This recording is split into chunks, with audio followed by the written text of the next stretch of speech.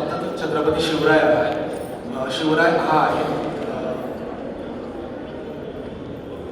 महाराज काय देतात?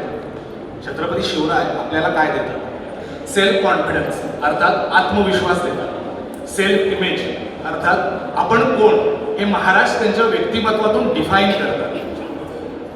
समर्थ रामदासांनी छत्रपतींचं अतिशय उत्कृष्ट असं वर्णन केलं. निश्चयाचा महामेरू बहुत जनांसी आधार, अखंड स्थितीचा निर्धार, श्रीमंत योग. महाराजांच्या मृत्यूनंतर खळबळ वाजली असताना, कटकारस्थानं रचली जात असताना आणि पहिल्या टप्प्यामध्ये छत्रपती संभाजी राजांनी अतिशय उत्तमरित्या राज्यकारभार सांभाळून देखील पार अगदी मुघल सैन्याला बोलवून हिंदवी स्वराज्य फोडण्याचा प्रयत्न होत असताना समर्थ रामदासांनी छत्रपती संभाजीराजांना काही पत्र लिहिली आणि त्या पत्रांमध्ये छत्रपती शिवरायांविषयी काही गुणांचा उल्लेख आहे. Leadership skill, management skill, administrative skills, team building, team reforming आणि रोल मॉडेल कोण असावं त्या गोष्टींचा उहापोह त्या पत्रांमध्ये आहे.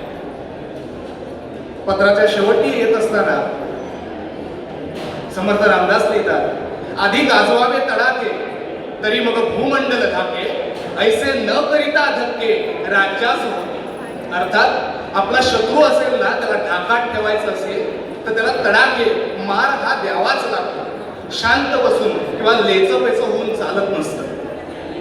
तुम्ही जर आमच्या घरात घुसून आमच्या पुलवामावर हल्ला केला किंवा काश्मीरमध्ये धर्माच्या आधारावर गोळीबार केलात ना, तर आम्ही तुमच्या घरात घुसून उरीचा सर्जिकल स्ट्राईक करू किंवा मग ऑपरेशन सिंदूर देखील राहू.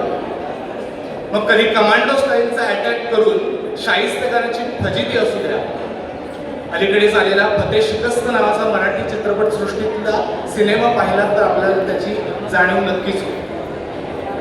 तुम्ही घरात घुसाल, आमच्या आया बहिणींच्या अवरूंवर हल्ला कराल आणि आमच्या श्रद्धास्थानांना जर ठेच पोचवाल ना, तर तुमचा कोथळाकडून वध केल्याशिवाय आम्ही नक्कीच राहणार नाही. हा सगळा इतिहास आपल्याला जरूर ज्ञात आहेच. परंतु मला या विशेष दिनाच्या निमित्तानं काही विशेष संदर्भ सांगावंसं वाटतं. 10 नोव्हेंबर 1659 अफजल खानाच्या भेटीची इंग्रजी कॅलेंडरप्रमाणे असलेली तारीख. अफजल खान शामियानात बसला होता. महाराजांचा प्रवेश शामियानात झाला.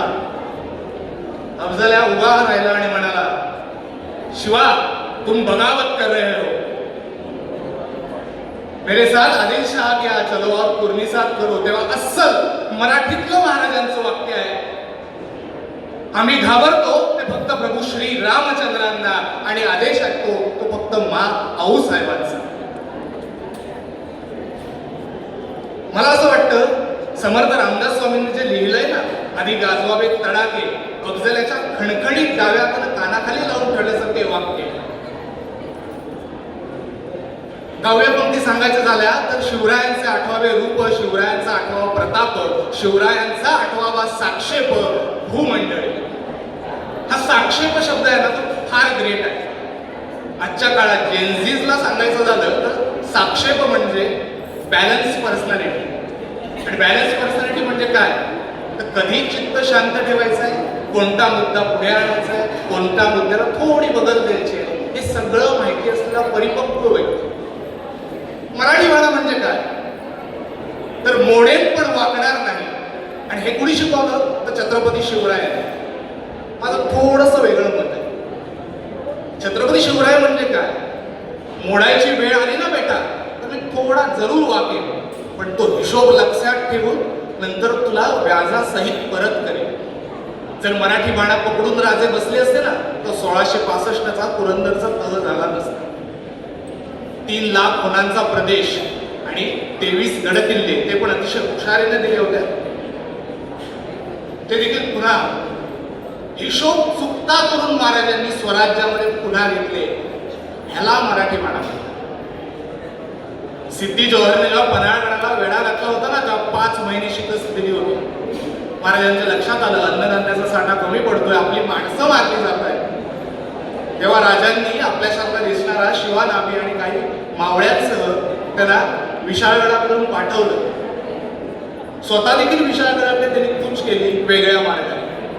अर्थात सिद्धी जोहरचा जावई सिद्धी मसूदने त्यांना पकडलं, अटक केली आणि त्या दरम्यान अफजल खानाच्या वधावेळी महाराजांच्या कपाळावर एक खूण झाली होती सय्यद बंडाच्या दानपट्ट्यामुळे.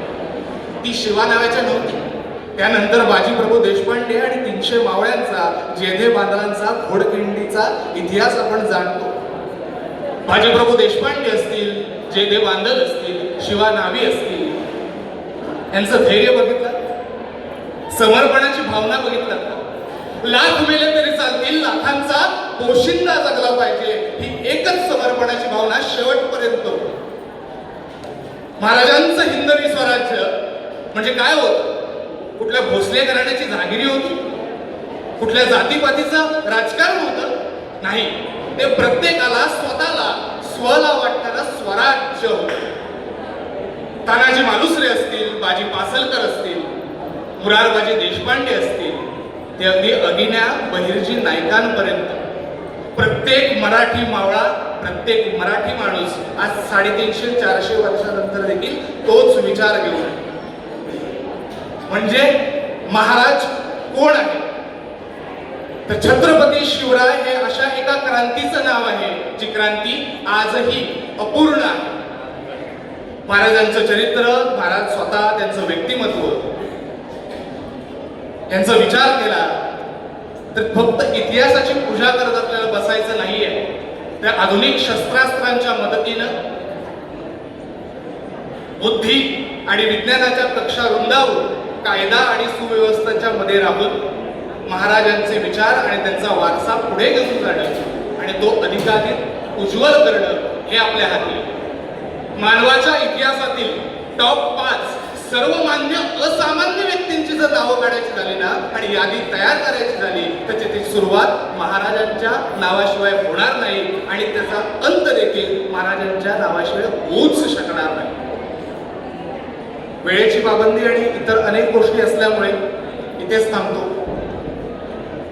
या निमित्ताने बोलण्याची संधी दिल्याबद्दल आयोजकांचे आभार.